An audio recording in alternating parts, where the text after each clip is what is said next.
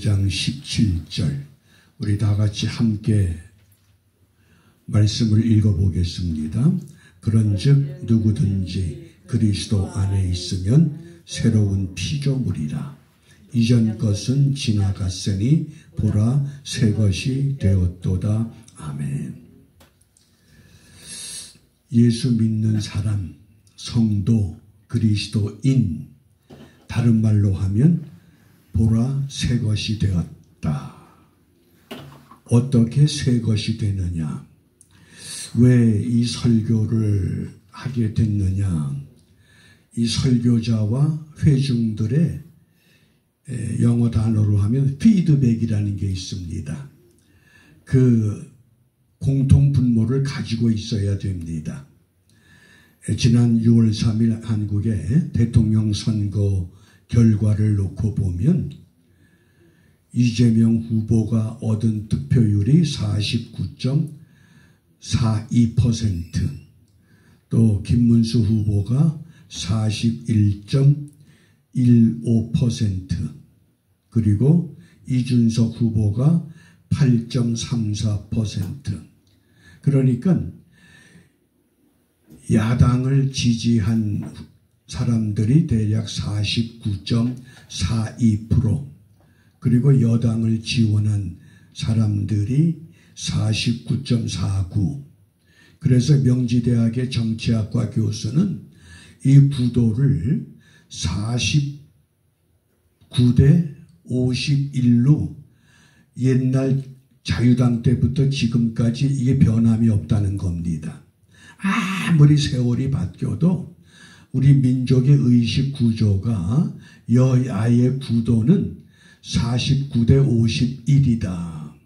근데 문제는 왜 이번에 그토록 많은 사람들이 이 선거 결과를 놓고, 물론 좋아하는 사람 49%입니다. 싫어하는 사람 51%입니다. 거의 대등소이하다고 보지만은 저는 목회자로서 이 피드백을 어디에서 찾아야 되느냐? 우리가 정말 나는 새로운 피조물인가? 모든 교인들이 새로운 피조물이 되었는가? 한번 점검해 봐야 되겠다. 왜냐하면 우리가 새로운 피조물이라고 하는 것, 그것이 어떤 의미를 우리에게 말씀하고 있는가? 우리가 이 공산주의와 기독교 신앙을 다시 한번 되새겨 볼 필요가 있습니다. 공산주의도 그렇고 또 기독교 신앙도 그렇고 근거가 성경을 가지고 이야기를 합니다. 그 성경의 근거가 사도행전 2장 44절 45절입니다. 믿는 사람이 다 함께 있어 모든 물건을 서로 통용하고 또 재산과 소유를 팔아 각 사람의 필요를 따라 나눠주고, 이것이 공산주의도 이 말씀을 근거로, 기독교 신앙도 이것을 근거로 합니다. 그런데 보는 각도가 다릅니다. 선거 결과도 마찬가지입니다. 보는 각도가 다릅니다. 이재명 후보를 지지한 사람들은 이제 살만하다 그러고, 김문수 후보를 지원한 사람들은 나라 망했다. 똑같은 현상을 놓고 서로 다른 의견들을 주장합니다. 똑같은 성경 구조를 놓고 하나는 공산주의, 하나는 기독교 민주주의를 옹호합니다. 그 차이가 어디에 있느냐? 하나님의 말씀입니다. 그런데 우리가 미국과 소련을 놓고 우리가 비교해 보면 쉽게 그 차이를 알 수 있습니다. 미국이 언제 독립합니까? 1776년 7월 2일 독립합니다. 그런데 독립기념일은 7월 4일입니다. 그건 왜냐하면 7월 4일에 독립선언서를 발표했기 때문에 7월 4일이라고 하는 겁니다.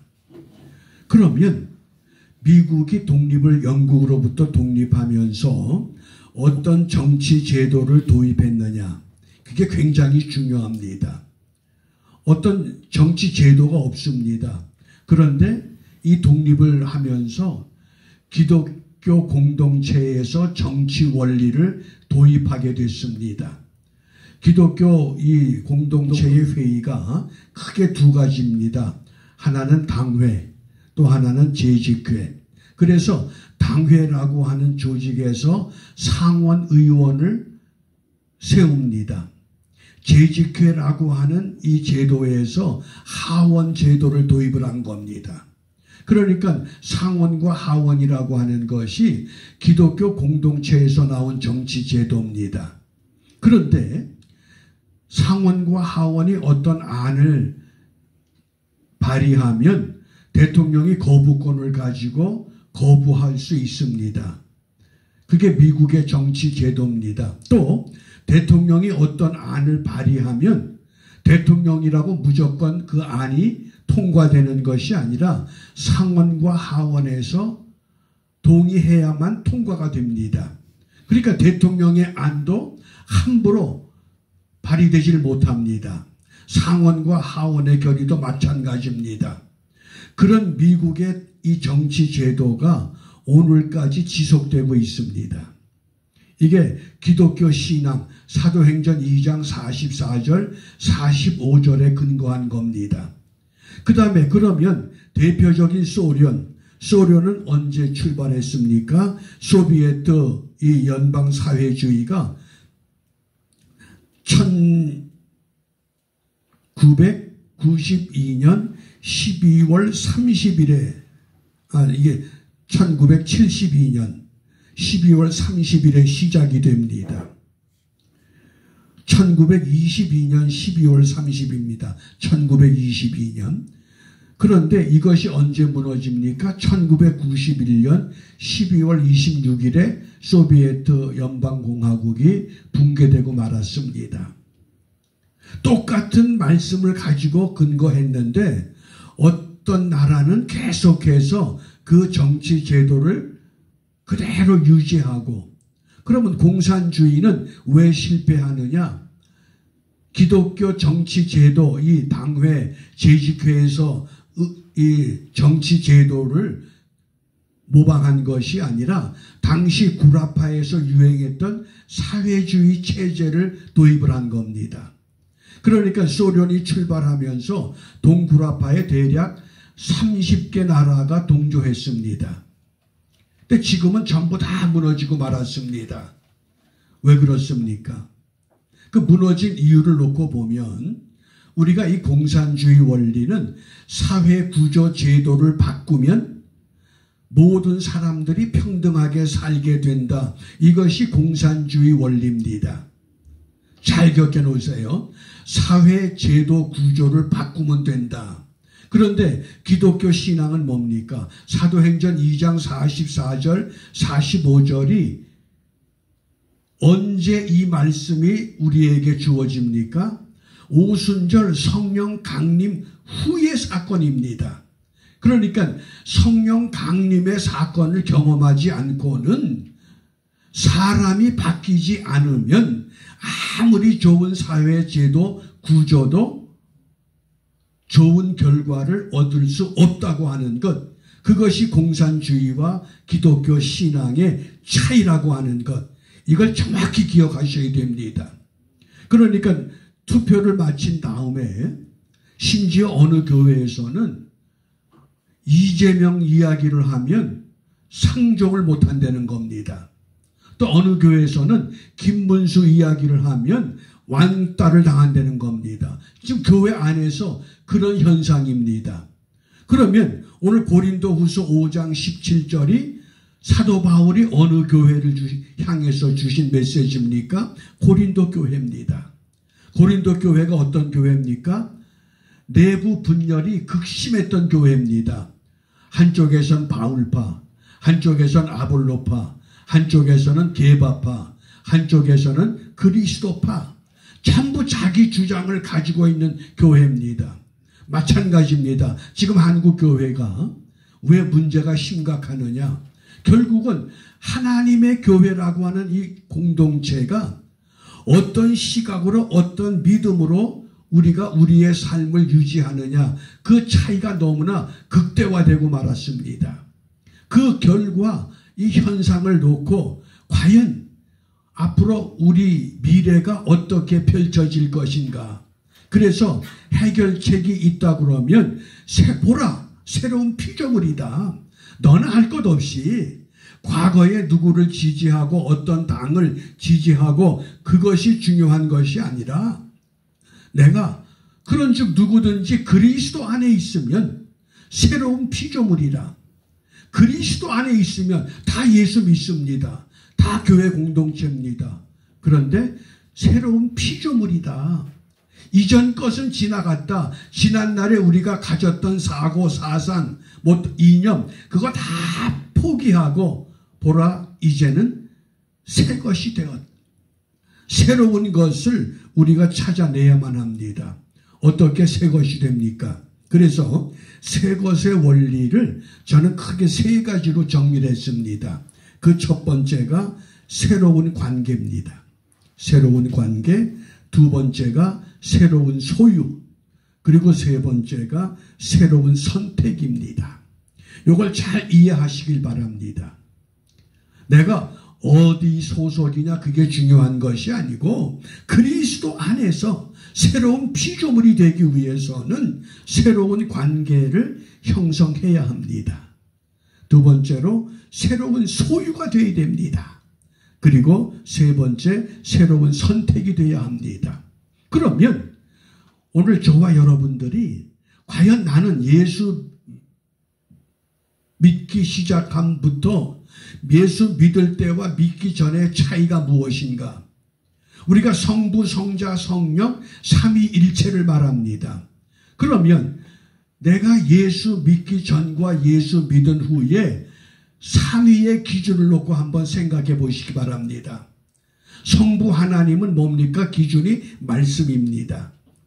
내가 하는 행동, 내가 가고 있는 이 길이 과연 하나님의 말씀에 합한 행동인가? 그게 성부가 기준이 되는 겁니다. 그 다음에 성자의 기준은 뭡니까? 십자가입니다. 십자가의 죽으심, 십자가의 피 흘리심, 그 다음에 성령의 근거는 뭡니까? 성령은 쉽게 말하면 사랑입니다. 고린도전서 12장에서 다양한 은사들을 말씀하다가 13장에 갈 때 너희들에게 가장 큰 은사를 소개한다 그러면서 13장이 사랑을 강조한 겁니다. 그러니까 성령은 뭡니까? 사랑입니다. 바꿔 말하면 새로운 피조물이 되었다고 하는 확신을 성부 하나님 말씀을 통해서, 성자 예수님 십자가를 통해서, 성령 하나님 은사를 통해서, 은사라고 무슨 방언한다, 귀신을 쫓는다, 병 고친다가 아니라 사랑이 분명한가 하는 겁니다. 이게 정확히 될 때에 새로운 피조물이 되는 겁니다. 제가 전도사 시절에 설교를 하고 내려왔더니 우리 담당 형사가 그래요. 그거 설교에 가시가 있습니다 그래요. 그래서 그게 무슨 소리요? 그랬더니 그때 무슨 설교를 했는고 하니 그 당시 이 군사 정권의 무슨 강압적인 그런 제도가 계속되어 왔기 때문에 제가 어떤 본문을 선택했느냐? 귀가 있어도 듣지 못하고 눈이 있어도 보지 못하고 입이 있어도 말을 하지 못한다. 그랬더니 그거 좀 심각한 내용이라는 거예요. 그래서 심각하면 심각한 대로 처리하시오, 보고하라고. 나는 성경에 있는 말씀 그대로 전한 거니까. 그러니까 그냥 흐지부지되고 만 거예요. 왜 그렇습니까? 뭔가 잘못된 걸 잘못됐다고 지적을 하면 세상은 그걸 가지고 비판하고 그걸 가지고 학대하려고 그러는 거예요. 그러나 분명한 건 하나님의 사람들은 세상이 잘못됐을 때에 그것을 바르게 깨우쳐주지 않으면 우리 하나님은 탄식하신다고 그랬어요. 어떻게? 돌들을 세워서 깨우칠 수밖에 없다는 거예요. 오늘 이 시대에 정말 그리스도인들이 한국의 경우를 보면 1000만이 넘었다 그러죠. 뭐 어떤 분은 1200만 그래요. 그러면 적어도 4분의 1, 25%는 기독교인이에요. 그 기독교인들이 정말 믿음으로 새로운 피조물의 삶을 살았다 그러면, 새 것이 되었다 그러면, 선거를 놓고 누구를 선택하고 누구를 선택하지 말아야 되느냐, 이게 확실해지는데 그 구분을 못하는 거예요. 그 책임이 어디 있습니까? 이건 어느 정당의 책임이 아니라 이건 분명히 목회자의 책임이요. 오늘 한국교회는 성도들의 책임이에요. 제가 그런 얘기를 했어요. 하도 그 여러 가지 이야기가 나오길래 어리석은 백성들에게는 어리석은 지도자가 세워지고 똑똑한 백성들에게는 똑똑한 지도자가 세워질 수밖에 없다. 교인들만이라도 좀 정신을 차리고 깨어서 올바른 걸 선택하면 하나님이 그에 맞는 사람을 세워갈 텐데, 뭐 부정선거다 아무리 그래도 정확하게 우리가 선택하면 결코 하나님은 우리를 버리지 않는다고 하는 겁니다. 그렇기 때문에 많은 사람들이 지금 오늘의 현실을 위기라고 걱정합니다. 위기가 뭐예요? 위태로울 위자거든요. 틀기자예요. 위험과 기회가 하나 된 게 위기예요. 바꿔 말하면, 부정적으로 말하면 위기는 망하는 징조예요. 긍정적으로 말하면 위기는 다시 소생할 수 있는 기회를 갖는 게 위기예요. 그러면 믿음은 무엇이냐? 기독교 신앙은 우리가 이 위기에서 하나님이 우리에게 무엇을 말씀하는가를 들을 수 있어야 되거든요. 저는 그것이 보라, behold, 새 것이 되었도다. The new has come 그랬거든요, 성경에. 우리가 새 것이 되었다고 하는 의미가 무엇이냐? 뭐가 새 것이 됐어요? 내 모습은 그대로 있는데, 내 생각은 그대로 있는데, 내 판단은 그대로 있는데, 내 삶은 그대로 있는데, 내 선택은 그대로 하면서 나 새 것 되었습니다. 결코 주님은 그걸 원하지 않으시더라고요. 그래서 새 것이 되었다고 하는 것, 첫 번째, 새로운 관계를 형성해야만 해요. 우리가 쉬운 예를 들면, 어느 여자가 친정에서 살다가 시집을 가면 시집 간 그 시댁의 어른들이 이 여자를 소개할 때 이렇게 이야기를 합니다. 이번에 우리 집에 들어온 새 사람입니다. 새 아기입니다. 아니, 친정에서 보면 새 사람이 아니에요. 그냥 딸이지. 그런데 시댁이라고 하는 이 시댁의 기준을 놓고 보면 뭐예요? 새로운 관계가 형성이 된 거예요. 사람은 똑같아요. 그런데 그리스도 예수 안에서 새로운 피조물, 새로운 관계를 형성하려는 거예요. 내 고향이 뭐 전라도기 때문에, 내 고향이 경상도기 때문에, 내 고향이 충청도기 때문에 여전히 지방색이 그리스도 안에서 벗어나질 못하는 거예요. 그러니까 새로운 관계에 우리는 그게 중요한 것이 아니라 그리스도 안에서 새로운 관계, 뭡니까? 하나님의 자녀로서 내가 어떠한 선택, 어떠한 일을 결정하느냐, 그것이 새로운 관계예요. 그 다음에 두 번째가 새로운 소유예요. 새로운 소유가 뭡니까? 예를 들어서 우리가 어떤 물건을 구입을 해요. 그런데 그 물건이 공장에서 제품으로 출하될 때는 이미 과거에 출하된 거예요. 공장의 입장에서 보면 뭐예요? 그건 새 물건이 아니에요. 그런데 우리가 그 물건을 구입을 해서 내 것으로 사용할 때 우리 뭐라고 그래요? 아, 이건 내 것이야. 새 물건입니다. 하다못해 중고마트에서 중고품을 사도 소유가 내 것이 되면 그때부터 뭐예요? 나한테는 새로운 거예요. 물건은 옛날부터 있던 거예요. 우리가 과거부터 존재해온 사람이에요. 그런데 그리스도 안에서 하나님과의 관계를 유지하면서 내 주인이 주님이십니다 하는 소유가 분명해질 때 어떻게 돼요? 우리가 새 것이 되는 거예요. 그러니까 새로운 소유라고 하는 것은 내가 주인이 아니라 내 삶의, 내 생명, 내 모든 이 주권이 주님에게 있습니다. 그걸 인정할 때 비로소 소유가 바뀌어지는 거예요. 그 다음에 세 번째가 선택이 새로워져야 됩니다. 미국이 독립하면서 선택한 제도, 소비에트 연방공화국이 공산화되면서 선택한 제도, 똑같은 사도행전 2장 44절 45절의 말씀을 근거로 하지만은 결과가 다르다는 건 뭐예요? 선택을 기준이 잘못된 거예요. 어떤 것을 기준으로 하느냐, 그 선택이 중요하거든요.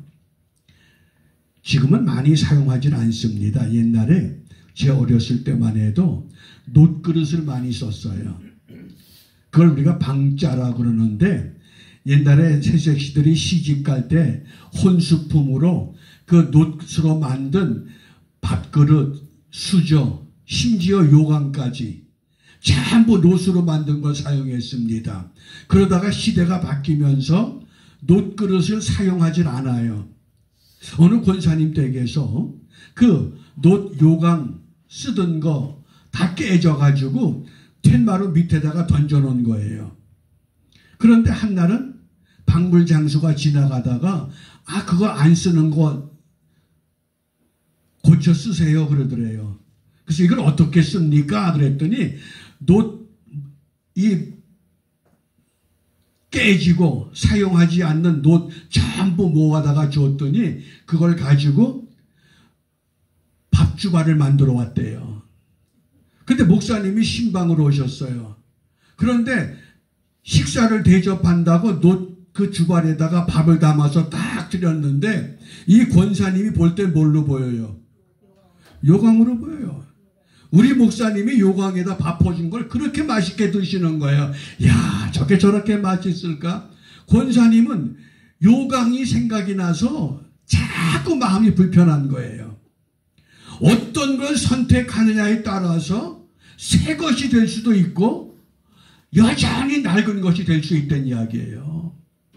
그리스도 안에서 새로운 피조물이 됐다고 하는 건 첫째로 우리가 새로운 관계를 유지해야 돼요.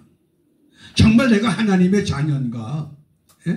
내가 하나님의 소유가 됐는가? 하나님의 소유가 됐으면 하나님의 허락 받아야죠. 하나님을 내가 아버지라고 부른다 그러면 아버지에게 순종해요. 그게 관계의 시작이에요. 그 다음에 소유는 뭡니까? 내게 있는 모든 것을 아낌없이 바치네. 찬송은 참 잘 불러요. 그런데 아낌없이 바치는 것이 아니라 내가 쓰고 싶은 거 다 챙겨놓고 적당히 체면 차리고 바치는 것이 우리 삶이 아니냐는 거예요. 왜요? 소유의 개념을 모르기 때문에 그래요. 시간이 지나면 지날수록 젊은이들이 자주 그런 질문해요. 목사님 꼭 11조 해야 됩니까? 그래서 내가 물어봤어요. 너 많이 사랑하는 사람이 있는데 사랑하는 사람이 무엇이 필요하다 그러면 꼭 달라는 것만 주냐? 더 주고 싶냐? 더 주고 싶대요. 내가 하나님 사랑하면 그까지 10의 1이 문제냐? 10의 2, 3도 아무 문제가 안 돼. 그걸 따지는 이유는 무엇이냐? 아직도 관계가 올바르지 않기 때문에, 소유의 개념이 잘못됐기 때문에. 그러면 우리가 이제 올바른 선택을 해야 되거든요. 사도행전 2장 44절 45절의 이 말씀이 성령을 받은 후에 사도들이 성령을 받고 나니까 그들의 삶이 완전히 바뀌어진 거예요. 있는 사람 없는 사람 모든 거 다 모아놓고 우리 나눠 쓰자. 없는 사람에게 더 주고 있는 사람은 좀 적게 쓰고 도저히 이치에 맞질 않아요. 근데 왜 그러느냐? 선택이 새로워졌기 때문에 그래요. 정말 우리가 예수 안에서 새로운 피조물이 되었다 그러면 이제 우리의 삶을 통해서 우리가 보라 새 것이 되었도다.